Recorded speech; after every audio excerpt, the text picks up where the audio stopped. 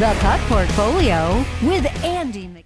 Hey, happy Halloween. I'm Andy MacNeil, host of The Puck Portfolio. I'm here weekdays on the Canada Sports Betting YouTube channel and wherever you get your podcast to provide NHL projections, betting advice, and strategies to help you make informed bets throughout the NHL season. The Detroit Red Wings came back to life on Monday against the Islanders. They were down 2-0, but they came back to lead 3-2. Of course, the Islanders sent the game to overtime, but the Red Wings own the overtime period. Luckily, they had 3 good chances to win it, and luckily, Lucas Raymond made a dash to the net, set up a give and go for the OT winner. Detroit got the win. That's good for me and you if you tailed.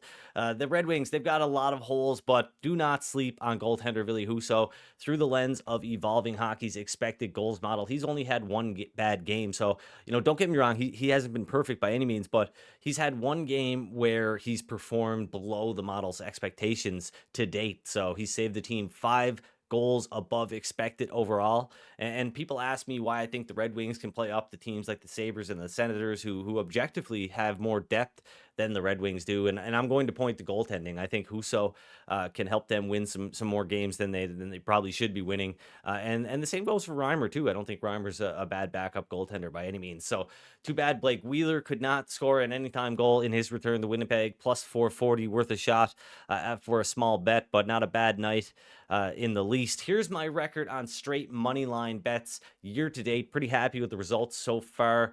Pretty happy with the closing line value. Not too happy with the closing line value frequency, but I know it looks a lot better if we look at the plays that I'm giving out, the day before for the next day's games. I know it'll look a lot better, but this is everything. 24 wins, 21 losses, plus 4.2 units of profit, 8.2% return on investment. Like I said, really happy with the return on investment, 2.2% closing line value, 64.4% closing line value frequency. So that means I'm beating the line about 65% of the time. Like I said, it's a lot more when you consider looking just at the plays that I give out for the next day's games.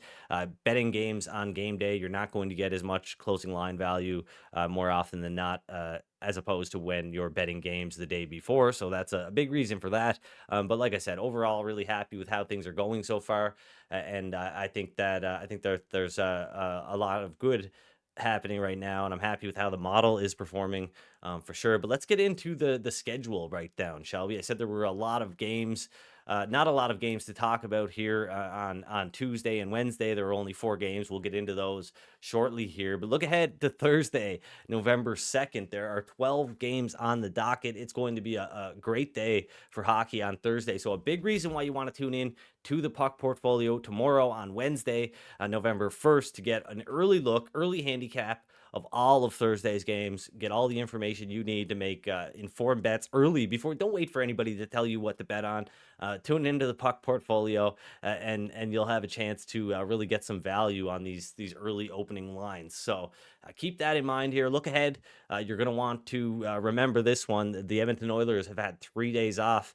Or will have had 3 days off Thursday when they host the Dallas Stars, who are playing back-to-back against the Calgary Flames and the Edmonton Oilers on Wednesday and Thursday. We're going to talk about that a little bit, but just wanted to bring that one up there, and just a really good example of why you should be looking ahead, not just today, but more than that. It'll maybe it'll likely give you some insight into where you should be putting your money and maybe where you should be holding off. So without further ado, let's get into some bets. But first, obviously, I didn't get to it, but usually I tell you to like this video and subscribe. I'm going to do that right now. So if you haven't already, please hit the like button, subscribe to the Canada Sports Betting YouTube channel. Also, if you're thinking about signing up for any of the great sports books that are available to Canadians, getting down on those early NHL odds that I'm always touting here, check out the CanadaSportsBetting.ca to find sportsbook reviews and offers. The link is in the description below.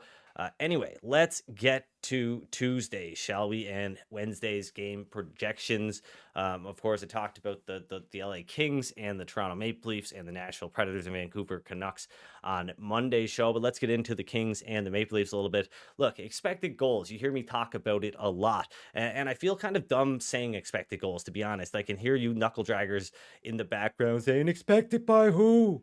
But simply put, Expected goals is just a name for a model that calculates the probability of a shot becoming a goal. Shot distance, shot angle, whether it was a rebound or not. All of this matters a great deal when it comes to determining how likely a shot will become a goal. So if you're referencing Corsi or shot attempts, you're talking about quality because all shots are equal in that sense. But if you're talking about expected goals, you're really talking about shot quality. Say a team has a 70% Corsi in a given game, meaning that they had 70% of the shot attempts in their favor. They dominated the shot clock and by proxy had possession of the puck a lot more often than their opponent. But what if that same team had a 53% expected goals percentage in that game though? How would you feel about that team at that point? Maybe the strategy that they're employing wasn't optimized to create scoring chances, right? So that's a little bit of how I look at it. Take the Los Angeles Kings, for example, who we're talking about for this matchup against the Toronto Maple Leafs. The Kings, they've got a high shooting percentage, and I bet it will come down. But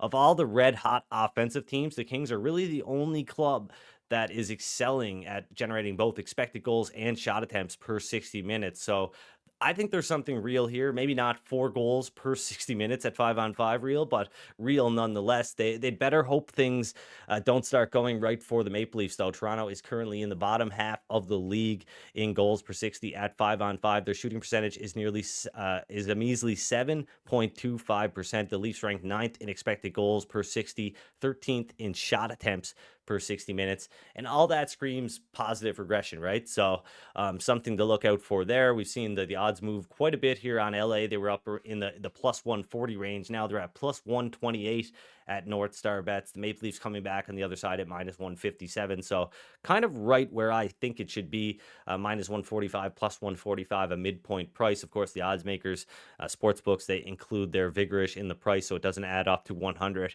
But let's get on to the Nashville Predators and Vancouver Canucks. If you tuned in yesterday, you know I'm on the Preds at plus 133 for around 0.9 units. That's a tough price, obviously, and it wasn't around very long. So I'm guessing not many of you were able to get down on that one, which is too bad. Hopefully you didn't chase that number at the plus 120 area, which I told you not to do. I guess it would be okay for a quarter unit bet, but that's about it. So I didn't want to recommend that. But yeah, I mean, as expected, sports books that put up early odds for these games, they were off the mark, listing the Predators north of plus 130, and sportsbooks that opened up later listed the Predators in the plus 120 area, but a lot have moved to plus 115. Currently at North Star Bets, plus 118 on the Nashville Predators, minus 143 on the Vancouver Canucks. So that's it. I'm on the Predators on Tuesday, just 2 games, hoping that underdog can come through for me.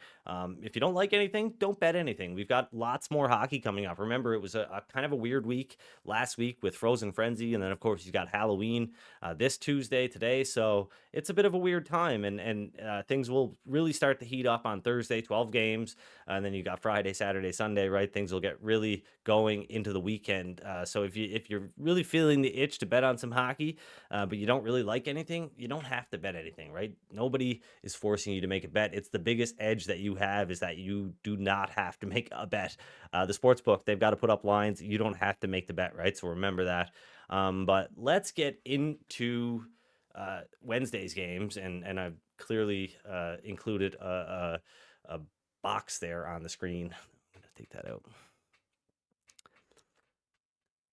But yeah, let's get into Wednesday's games. Of course, we've got 4 games on the schedule. We've got the Sabres on the road taking on the Philadelphia Flyers. We got the Dallas Stars, like I mentioned, on the road taking on the Calgary Flames. The Colorado Avalanche are hosting the St. Louis Blues, and the Coyotes are in Anaheim to take on the Ducks. Now, look, Dallas at Calgary, this is one I got some interest in. Already got a bet on this one, but there's some caveats here, right? So you're going to see minus 130 at a lot of sports books. North Star Bets has Dallas minus 130, Calgary plus 108. That's pretty much what you're going to see at a lot of sports books right now. There is one prominent sports book out there with minus 122, and that is a price that I would be interested in, but I'll talk about that as I go here. So Calgary, they are unlucky, but they've got a long way to go, right? They're not performing anywhere close to where they were last year when everybody thought that they should be doing a lot better because their underlying metrics are a lot are so good. But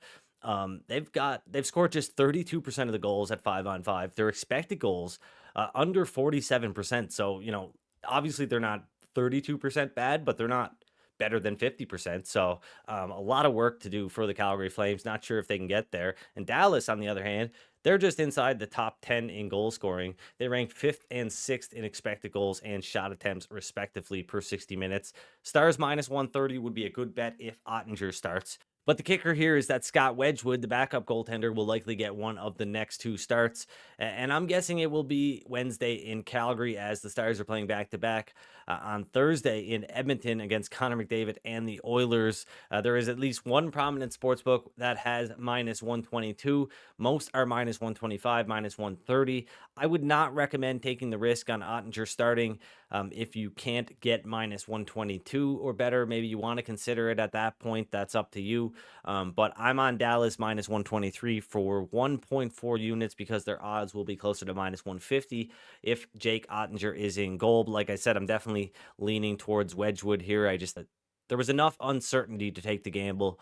We'll see what happens. Maybe they go for the win in Calgary and just kind of throw away the game versus the Oilers and hope that Wedgwood can get them the win. But like I said, would not play it at minus 130 unless it comes out that Wedgwood is going to be in goal because their odds shoot up to around minus 150 if that happens. But otherwise, it's something you want to consider maybe at minus 122 because that's where I bet the Dallas Stars at. So another game I'm interested in here, not as much, but the Arizona Coyotes at the Anaheim Ducks. Another big win for the Ducks, this time over the Penguins, but just one day off after an Eastern Conference road trip. Not a great spot. Arizona looks better on offense than Anaheim, despite the fact that the goals have come far easier for the Ducks. The Yotes are objectively better on defense too, and I think that the Ducks goaltending has just been really good for Anaheim. So they deserve credit for their run so far, but I don't think they have arrived by any means. I won't say they're total frauds, but the model does not think they have arrived either. So Arizona minus 109, good for a 0.5 unit play. Those are the current odds at North Star Bets currently. And I would not bet this game at minus 115, which is what we're seeing at some other sports books, but minus 109 at North Star Bets, good for a half unit play. Now, look, I was busy on Sunday with the Heritage Classic, but if you watch Friday's episode, you would have known that I like the Sabres on Sunday against the Avalanche. And if you made note of the projections for those games, maybe you bet on the Sabres. Wouldn't you know it? They shut him out. It was a really great performance by the Buffalo Sabres, but I was a little bummed that I didn't get that one out there on Sunday, being so busy. I also like the San Jose Sharks though, and they did not get the job done. So I do not like the Sabres today though. I like them, but not enough to bet on them at minus 115 on the road against the Flyers, who have been playing pretty good. Underlying metrics very similar for these two teams. So I do not have a bet on this game. And lastly, I don't have a bet on the St. Louis Blues or the Colorado Avalanche. I would say watch the news here for something related to Cale Makar. Of course, Makar went awkwardly into the end boards earlier this week, and he, really was. I think a surprise. I think it was really a surprise that he returned later in the game and played the rest of the game. I saw that the Avalanche called up a young defenseman from the American Hockey League. Makar just had a birthday. I'm not sure what's going on with Cale Makar right now, but I would say I would definitely kind of keep my ears peeled for something with him. Maybe something could be bothering him now that was not bothering him during the game. So keep your eyes peeled for that one. But assuming Makar is in the lineup, minus 134 is the projected odds for the Colorado Avalanche for Wednesday. Like I said, big slate on Thursday, 12 games. I'll break them all down here on the Puck Portfolio on Wednesday. So if you haven't already, subscribe to the channel so you get notified when that happens. Thanks for joining me. Have a great Halloween and good luck with your bets.